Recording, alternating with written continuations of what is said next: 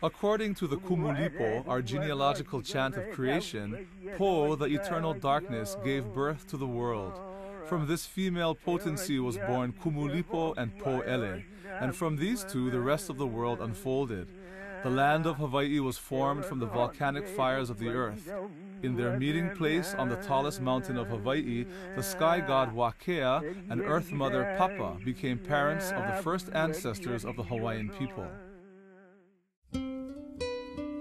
From original settlement until the time of contact with Western explorers in the late 1700s, the people of Hawaii evolved a high, some say classical culture, and in their expressive cultural arts, they developed highly refined art forms in stoneworking, weaving, body adornment, costuming, wood carving, musical instruments, canoe making, weaponry, medicines, and healing arts. The cultural arts of Native Hawaiians continue to be practiced today as a vital and authentic expression of their ongoing culture. The practice of traditional arts such as lei making, kapa making, wood, bone and stone carving, musical instruments, body adornments, and ocean navigation in sailing canoes are visible signs to Hawaiians of their culture in daily practices, ceremonies, and sacred rites. Many Native artists today are actively involved in rediscovering and reviving their ancient traditions. As they have always done in the past, Native Hawaiians today continue to adapt and explore new ways of expressing their culture in the modern world. A new generation of contemporary artists is engaged in revitalization of their culture through their artwork. In order for something to be considered Hawaiian cultural work, whether it's contemporary, whether it's traditional, it has to have a Hawaiian cultural truth. And those of us who have seen Hawaiian cultural things know right away when it is part of the cultural truth. It can be contemporary art, and that's not a problem. It can be writing plays, it can be poetry, but it has some sort of Hawaiian cultural truth.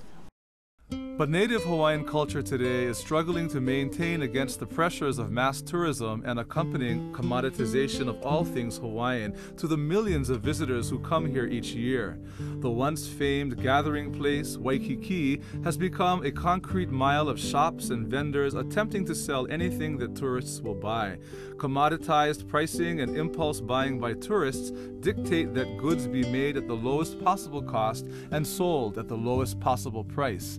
This has resulted in almost everything that is sold to tourists being machine-made of synthetic materials or of low-cost foreign labor and materials.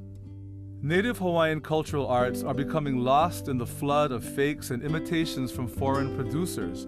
Purchasers in impulse buying situations who cannot quickly distinguish between a handmade necklace of unique shells having a value of thousands of dollars from one made of look-alike plastic molded shells for $50 will inevitably buy the $50 fake. This type of consumer choice, repeated every day for practically every item of the cultural arts across the entire tourism industry, results in the devaluing of authentic Native artworks and the starving out of Native artisans as a whole. They cannot support themselves making even a marginal living from their arts. Most need to get day jobs to subsidize making their cultural arts products. I don't think anybody can fault us for wanting to continue and perpetuate our culture. We have lived in these islands for well nigh over 2,000 years. Our ancestors have traveled these seas for 3,000 years. We have lived here for centuries. And those cultural values that have sustained us as a people are still valid today. What can be done to stop the degradation of Native Hawaiian cultural arts? An important lesson can be learned from the similar experience of Native American Indians.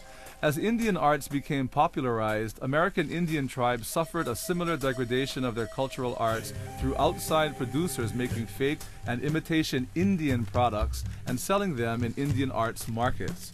Congress passed laws culminating in the Indian Arts and Crafts Act, IACA, in 1990 to protect Indian artisans and arts markets. The act reserved to Indian tribal members the exclusive use of designations of Indian-made for authentic handmade products.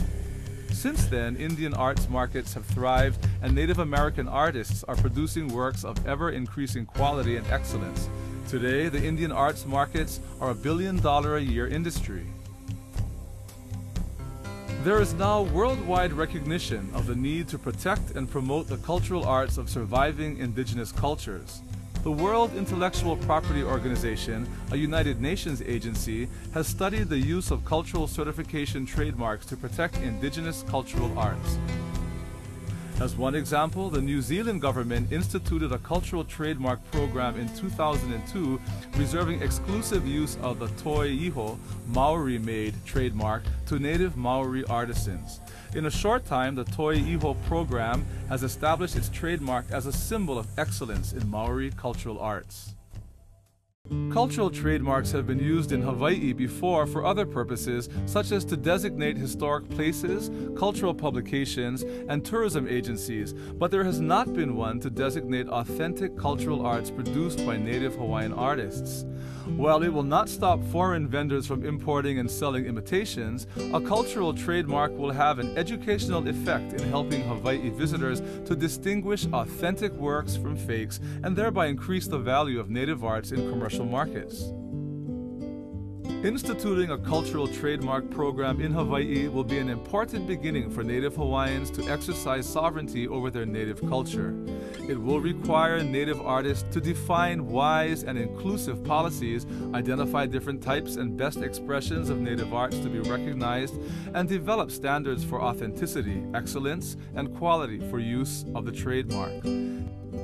These initial steps by the Native Arts Board can then be expanded in a full panoply of measures to more broadly protect, promote, and perpetuate Native Hawaiian cultural arts, including recognizing master artists and heritage arts treasures, administering arts support grants for developing artists, promoting Native arts education in schools, developing Native arts markets, and perpetuating the transmission of cultural arts knowledge to younger generations of artists. The idea of a cultural trademark was like dropping a pebble in a lake, and the ripples are huge. I mean, the implications that emanate out of the idea of a cultural trademark spans just about every aspect of Hawaiian culture, Hawaiian politics, you name it. In the long term, use of a cultural trademark to distinguish authentic cultural arts products from mass market goods will help to restore the vitality of Native Hawaiian cultural arts. Protecting and promoting the uniqueness of Hawaii's native host culture can also enhance the richness of the cultural environment for the public at large, as well as sustain Hawaii's tourism industries by identifying Hawaii nationally and internationally as a unique cultural destination. As we consider adopting a cultural trademark program in Hawaii, we must all ask ourselves, what would the world be like if there were no more Native Hawaiian cultural arts to see? It would certainly be a poorer place without the authentic expressions of one of the world's unique indigenous cultures. When we can see it from that broader view, then we will all want to find ways to protect and preserve the integrity of Native Hawaiian culture. By joining together in this effort, we will all have a hand in perpetuating the culture that embodies the spirit of aloha.